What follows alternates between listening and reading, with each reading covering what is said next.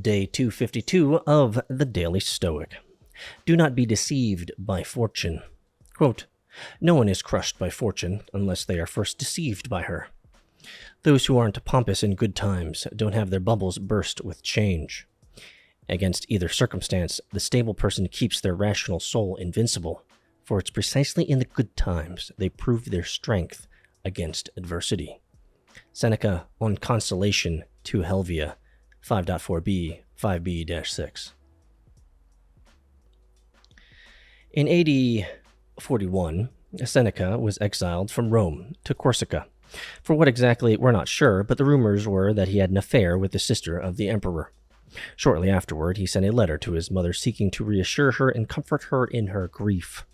But in many ways, he must have been speaking to himself as well, scolding himself a little for his unexpected twist he was taking pretty hard.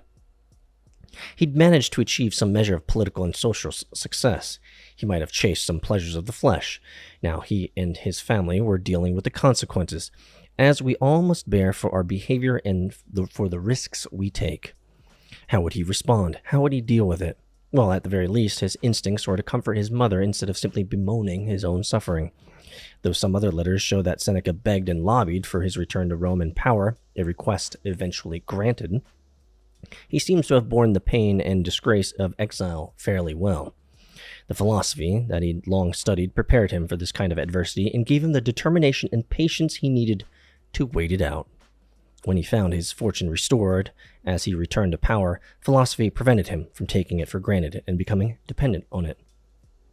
This was good because fortune had another turn in store for him. When the new emperor turned his wrath on Seneca, philosophy found him ready and prepared once again. I was at a not an exotic car show, but I was at a car show the other weekend, and one of the things that I was talking about with one of the other supercar owners was how there's been different classes of supercar owners that we've seen come and go in the Atlanta area. We were discussing this exact idea that in good times, it's easy to have lots of flash, right? It's easy to get a Lambo. It's easy to get something nice. It's easy to show the world that you're somebody.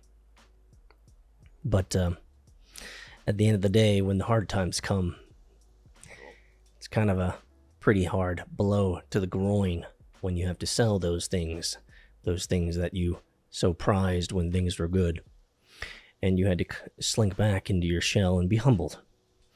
And I don't know if that's actually what happened to these people who've dropped off the map. The point is that we've seen classes of car owners come into the exotic and supercar world that I've been a part of for over a decade, and we've seen them come and seen the flashbang and see you're big time, and then they go, and then they peace out. We don't know where they.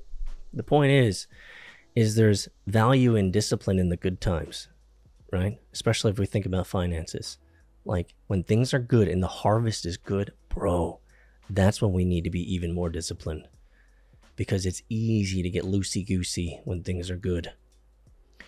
But our discipline in the good times will be exactly the discipline we need when the hard times come. And they always do. Be prepared. See you in Discord, MetaFam.